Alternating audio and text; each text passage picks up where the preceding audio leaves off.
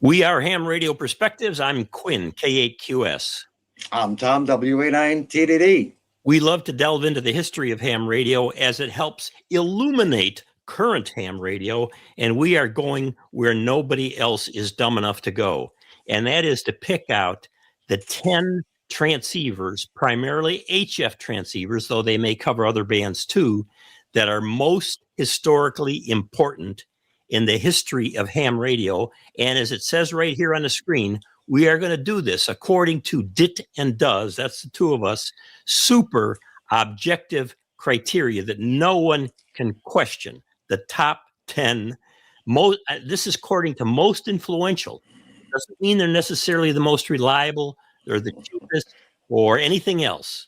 It just means that we think they influenced the history of the hobby and the development of other rigs where people, manufacturers began to imitate them and all. Is that a fair opening for this, Tom? I think that's a pretty fair opening, Quinn. And you know, the amount of time we've discussed this, gone back and forth, emails, phone calls, you know, TikToks, the whole thing, going back and forth. We spent weeks on coming up with this list. Sleepless. I spent many sleepless nights trying to come up with this. But I think the tip of the hat we can agree on goes to the Collins KWM2.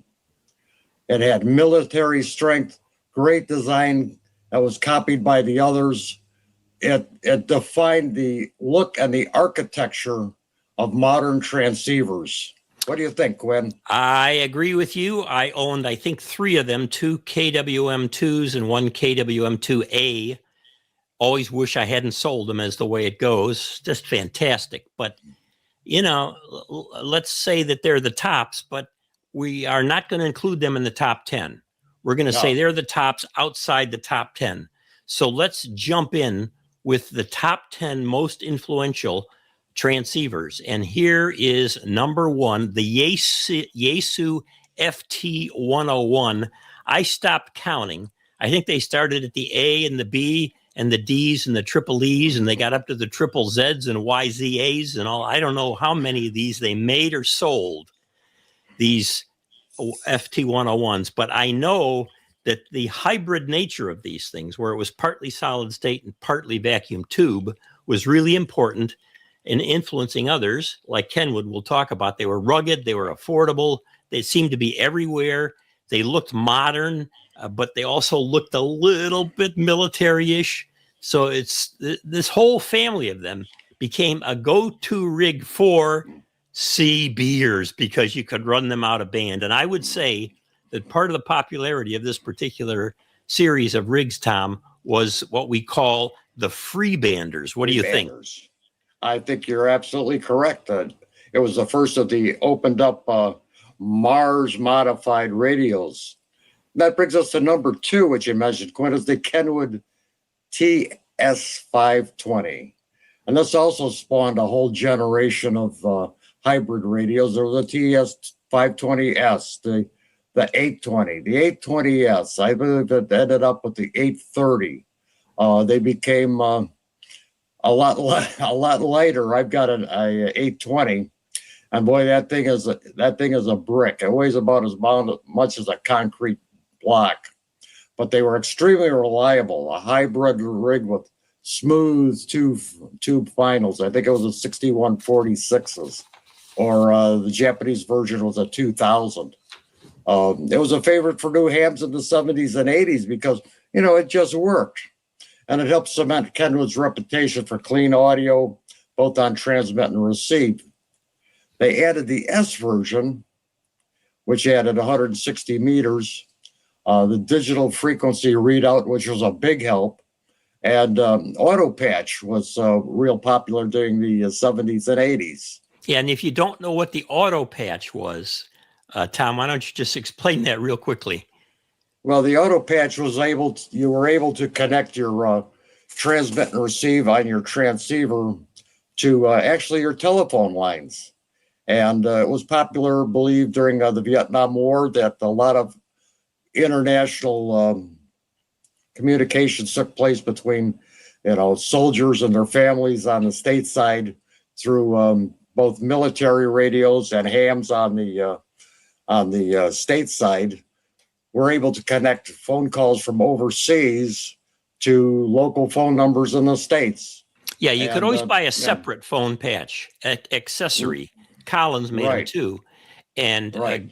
Senator Barry Goldwater was famous for running all of these phone patches to military folks using his Collins equipment. So we think this definitely is one of the top 10 most influential. But Tom, we could not avoid number 3, the Heath kit, No, HW101. Wow, tell us about it. yeah, the kit that democratized the age up. I had one. I don't know if you had, Quinn. It was really a sweet radio. It was easy to work on because it was essentially a kit build. It was the real hot water of fame, the Hot Water 101. Tens of thousands were built at home. They were affordable, extremely capable. They made a high frequency sideband accessible to hams who couldn't afford factory rigs. And the kits were well designed. They were easy to build. They had great customer support back then, and it was a cultural icon of the homebrew era. Indeed, it was. Wow. And you still see them around. I was at a ham fest a few weeks ago, and there was one there in really clean condition. They keep them going. This definitely makes our top 10. Then we get into the Elecraft K3 and the K3S that came later. Now, I owned 2 of these, maybe 3 of them, and I did because I was a hot shot CW operator. And so the K3 brought together dynamic range with really, really hot receivers, excellent selectivity, very low noise, and they were modular too. Not a kit in the sense of like the Hot Water 101, but you could make it if you wanted, or buy the kit and then you plug it in modular and get it working, or you could buy it already put together. These things are beloved by contesters, DXers. In fact, they dominated major contests for years with this rig. Very, very popular, including taking them out in the DX expeditions and all. And it was made in the USA, just like Heathkit was made there. And it included an optional, we should have put a photo in there of an optional band screen, like you expect today in many of the transceivers that you could buy. It was just black and white, so to speak, but it would plug into the back and you could see the band and go after signals that way. So this was really an important rig, and that extra band screen on the side was kind of a foreshadowing of what was going to come with ICOM, as we'll talk about that in a minute. And then we get into the first true HF, VHF, UHF, all in one. I mean, this, when you think about it, Tom, this ICOM IC706 would be a walking, talking, waiting disaster to burn up because they put so much into this thing. But you could put the front of it in the front of your car, of course, and the big part of the rig would go under the seat or in the back or somewhere. You wanted to have it where it would get plenty of air through there. But they put all of this together, and we figure any manufacturer coming in to put all that together early on was really something. And it did everything from HF to 70 centimeters. So it redefined portable and mobile operating. It also avoided complicated menu systems. And I can tell you, Tom, that Yaesu came out with a kind of knockoff of this. I'm not going to put down the rig, but I had one, and the menu system was so doggone complicated on it that I couldn't keep it anymore. So it spawned the 705 that's widely used now, the 705 Mark II-G, all hugely popular, where you put all of this stuff into one rig and say, here it is, gang, go out, operate whatever you want to, anywhere in the field, or, of course, use it at home. And this brings us to the Kenwood TS830S, the Hybrid King. Well, this was the ultimate of the hybrid Kenwood radios that was always known for the silky audio, excellent CW performance, and it was a favorite among serious operators in the 1980s. It's often considered probably the best hybrid rig ever made, and included a frequency readout that was absent from the original TS520, although that had been upgraded in the TS520S and then carried forward through the ultimate TS830S. Great radio. Great radios, these hybrids, man. And there are hybrid groups out there that help you find parts and you can even find people where they really burned out the rigs bad, selling them on eBay or QRZ or whatever, just for parts, because people want to keep these going for parts as well. The Kenwood TS830, beautiful looking rig too, don't you think, Tom? Absolutely. It's very compact for its size and for what it does, considering it still had tubes in it. So it probably wasn't any bigger than, let's say, let's compare it to the IC 7300 in size. Yeah, around that size. And you don't have all the deep menu system here. You got a lot of knobs doing a lot of things that you can go through. Now, Tom, I don't know about this, the IC 781. Gang, we are giving this to you for a couple of reasons in the top 10. You can see we have a little bit of a hint there. Buckaroos, Mula Kula, Do Re Mi. You're talking about putting out some real money here. But notice it introduced the large color spectrum scope concept in 1992.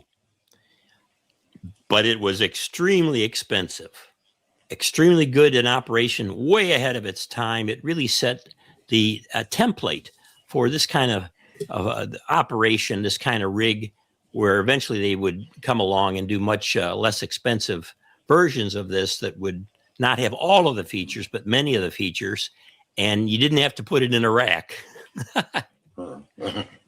And this brings us to number 8 in our thorough review of HF radios, is the Ieyasu FT817, FT818. And this radio is a QRP legend. It's ultra portable, all band, all mode, battery friendly, and it probably created the modern, summits on the air, parks on the air, QRP portable movement. And it's still beloved decades later. I know. And whenever I see somebody out in the field, my wife and I are big bird watchers, and we're out in the field a lot. We run across people doing parks on the air, and some of them have these old things. What gets me about them as a downside, Tom, is the type of screen is so small. Yeah. And if the light is shining on it at all, you can't tell what frequency you're on or what you're doing, but it's still beloved, just really, really great. So we think number 8, very influential. Okay, let's go to number 9, the Ten-Tech Omni 6. And I owned only one of these, Tom. I love the rig.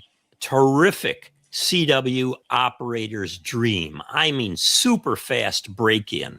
You could hear between each of your dit and das, no matter how fast you were sending. The break-in was so great on it.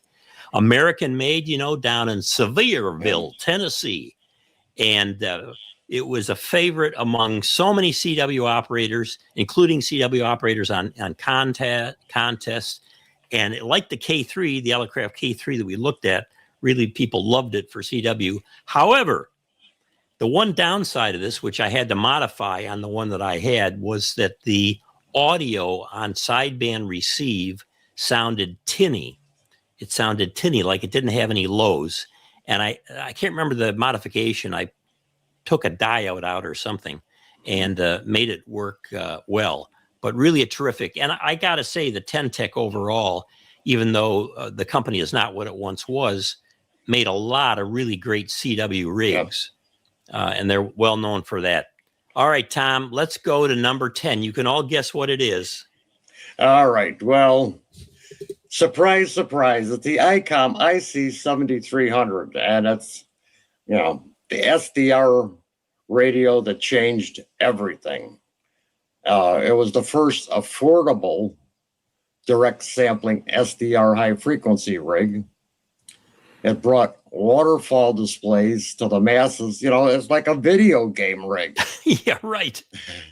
It's one of the best-selling high-frequency radios ever. When they sell about 100,000 of these, like in the first couple of years they came out.